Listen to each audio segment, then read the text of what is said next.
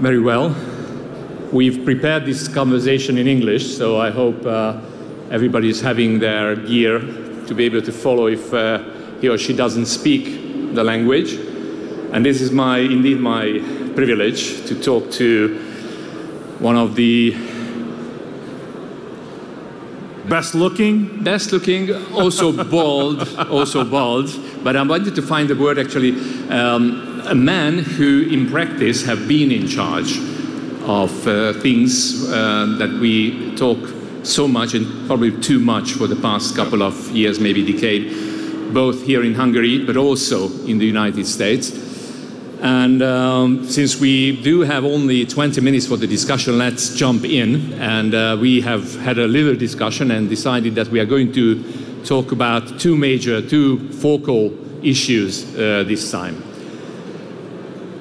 From Abraham Lincoln, we know that of the people, by the people, and for the people means what real democracy, and therefore, at the end of it, sovereignty by a nation state means. But we scarcely talk about another, a little bit hidden and a little bit abstract element, and that's what our Prime Minister, Viktor Orbán, has been trying to re-establish here in Hungary, but probably also in Europe, and that is the sovereignty of political decision makers who carry the real mandate to make decisions. And this is becoming a central issue in policy making today and political decision making, because increasingly we see that it's not elected politicians, but non-elected NGOs, if you like, the deep state, and other organizations are trying to hijack, trying to detour political decision making to their own like. Yeah. What do you think of that?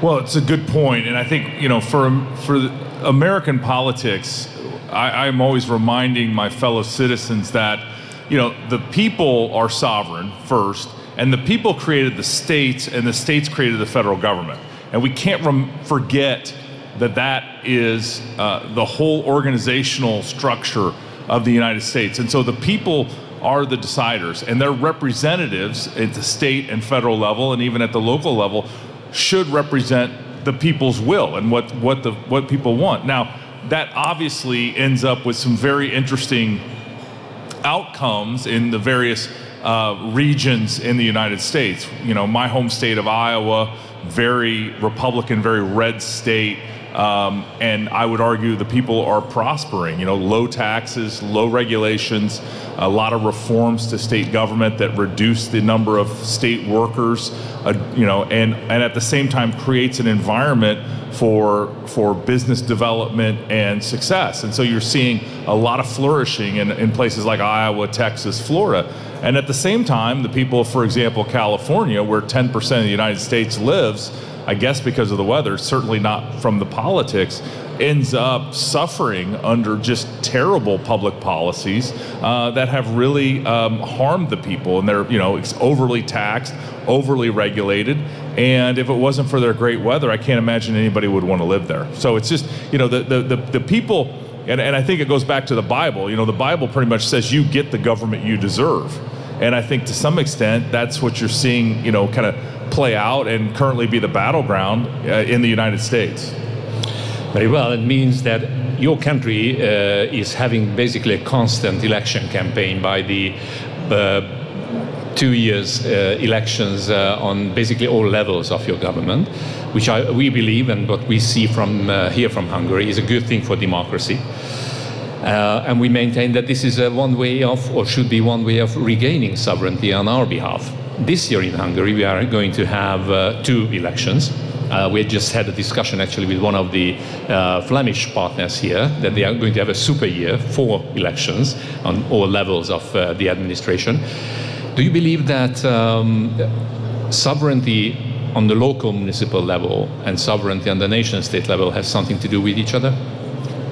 For sure, because again, you know, there's several sayings in the United States, and I'm sure they apply really universally, and that is that all politics is local. And at the same time, you know, Republicans believe that you want to push those decisions down to the lowest level of government that can handle it. So, for example, international relations and foreign affairs are typically handled only by the federal government because they can't handle it. Now, we're seeing with our border challenges in the United States and Joe Biden's terrible policies in regulating the border and almost the unlimited illegal immigration we're having in our southern border, you're seeing states now have to step up, especially Texas and Arizona, where there is a failure of the federal government. And that's bringing some of these issues completely to light, and very much, these challenges as they're being heard in our court systems are unknown as to the extent. There's a precedent regarding Arizona, what they tried to do 20 years ago with enforcing border laws at the state level. I think with a different Supreme Court, we might end up with a different outcome. Not good for the rule of law, which we're going to talk about in a bit, but at the same time, it has, the rule of law has to acknowledge that facts on the ground may be changed once the federal government abdicates their role. But at the same time, sort of building streets, platting, subdivisions for future building of houses, those are obviously handled at the lower levels. Now, all of those, to your point, are being infringed upon, especially those local desires by places like the United Nations and other non-governmental organizations that people don't elect and people don't have a voice in. And so you see how land use, for example, very important for a place like a farm state like Iowa, ends up being in the crosshairs of the super woke left-wing environmentalists that I know you have too many here in Europe as well, but those are some of the battle points right now that we're fighting against. So that basically means that fighting woke culture means that you fight for your own sovereignty on the local and on the federal level at the same time. Exactly, and I think that those need to be respected, and those decisions should be made by the people through their representatives at the various levels. And we do have a little bit of a permanent political process in the United States. I mean, our presidential elections start as soon as the other one ends, and I think there's, to some extent, people get a little tired of that. But at the local level, at the school board, city council, county commission level, I think those are very robust. And those, you're voting for people one of the funny things that's happening right now is there's going to be a governor's election in North Dakota. And as many know, the total population in North Dakota is about 600,000 people. And so it's almost like a local election. I mean, they're going to know, each of the candidates is going to be able to know and meet the candidate that's running for governor. We don't have the same advantages in the bigger states, but, I think that's what makes it very organic and very, very, very, much more responsive to the needs of the people. There's so many elements that would be nice to talk about. That's something emerged in my mind, and that is humility. And if it's about democracy and sovereignty, you need this humility on behalf of politicians, but also on behalf of the electorate, because if you don't work on it, democracy can be easily hijacked and detoured into something seemingly democratic, but at the same time completely and utterly against the real sense of democracy. Yeah, and I also think, I often see a lot of politicians that see a parade and then want to jump in front of it. And the courageous politicians are the ones that are leading, that are convincing and otherwise making the arguments and standing for something. I think for too long we have had too many politicians with their finger in the wind, looking to where the electorate is and then saying, yeah, so they jump in front of a parade that's already started. I think what we need is folks with courage that don't have to, that their identity isn't their elective office, that they're willing to lead, they're willing to take a stand. We just saw, for example, the support for Ukraine. We saw about 20 Republican senators vote against that, and they voted on principle. I mean, are there arguments on both sides? Certainly. Did they listen to him? Certainly. Some of my friends like Rand Paul and Eric Schmidt from Missouri and others, voted against that bill because, they wanted to lead. They wanted to be courageous. They wanted, and at the same time, I think that reflected a lot of where their political support and their voters are right now on that issue. Well, indeed, many call it stubbornness, but at the same time, we all know that this is about courage to maintain your position if you like, at all costs in face of all the charges and vehement and very nasty ways of communicating against you.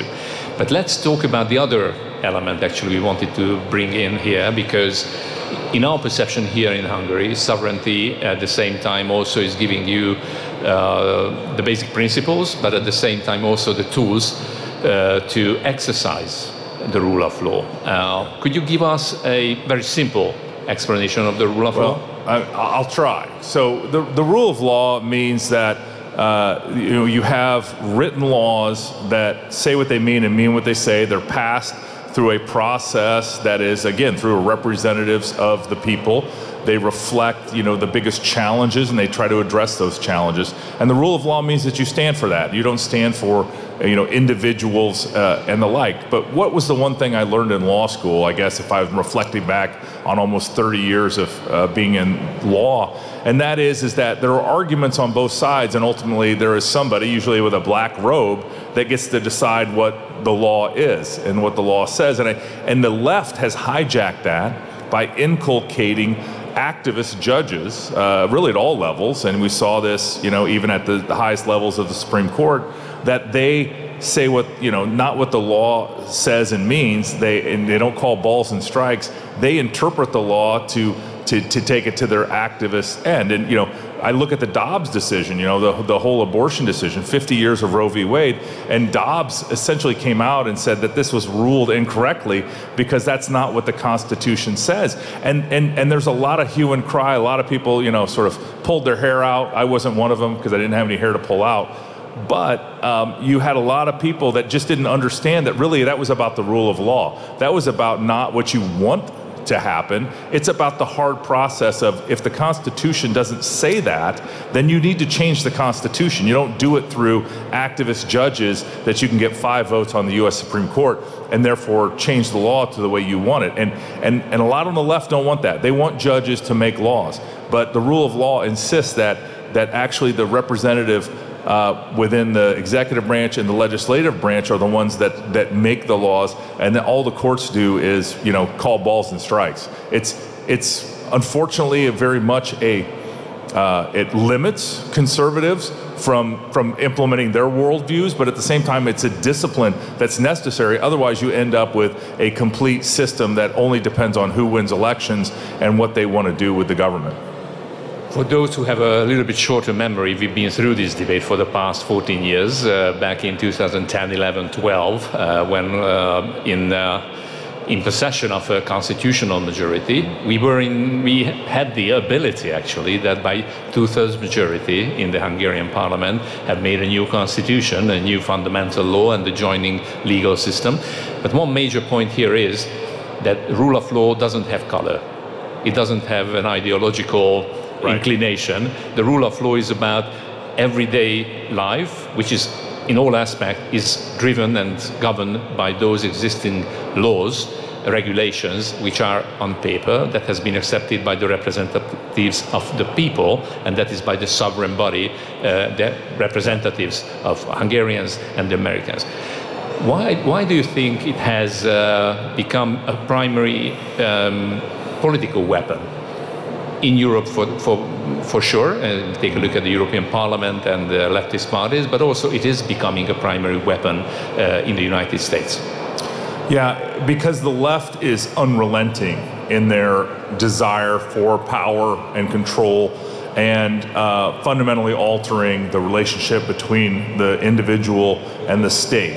I think about some of what's happening in the United States, and we have some states that have initiative and referendum, which is direct democracy.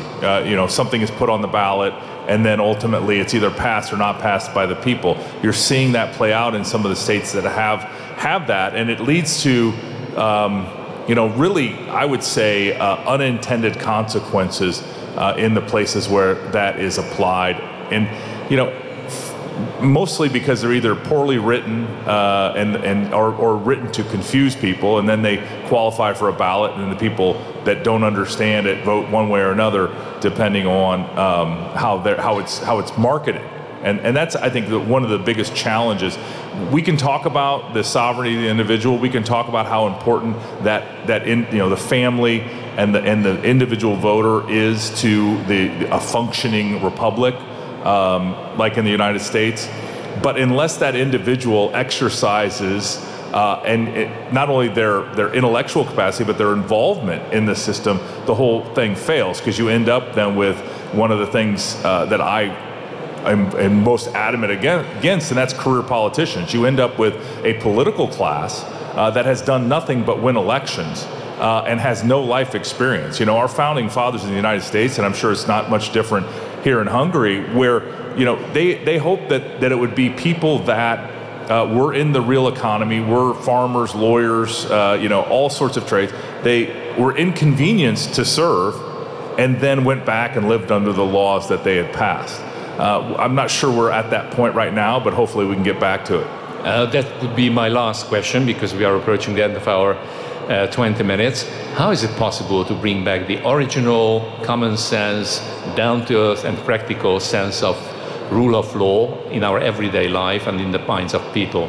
Yeah, a lot of it just is people have to frame their discussions in that context. Instead of politicians saying, vote for me, I can fix all your problems, to understand that there are bounds with which our elected officials can only do so much within the system, and to do the hard work also. If you really believe that one of these issues needs to be changed in the Constitution, to do the hard work to amend the Constitution. To your point, you mentioned that has been done in Hungary. The United States, we have not had a great tradition because it's a very high bar to amend the Constitution. Our founding fathers, through their infinite wisdom, said this is what it's going to take. It's going to take a supermajority in the Congress, and then it's going to take a supermajority of the states. And it's a high bar, but that shows you how important and how foundational the constitutional document is. But we oftentimes we don't talk about that. We suggest that we can solve all of our difficult problems just either through legislation or executive fiat. That's just not how it works, or how it should work, quite frankly. It took us almost 25 years, actually, to get to a new constitution after the fall of communism, but we all know what you are talking about. Thank you for the conversation, and I wish that you have an enjoyable afternoon and further discussions here in Hungary. Yeah. Welcome, and let's meet next year. It's good to be back in Hungary. Love everybody here. Thanks for having us, and you're such a great audience. Thank you.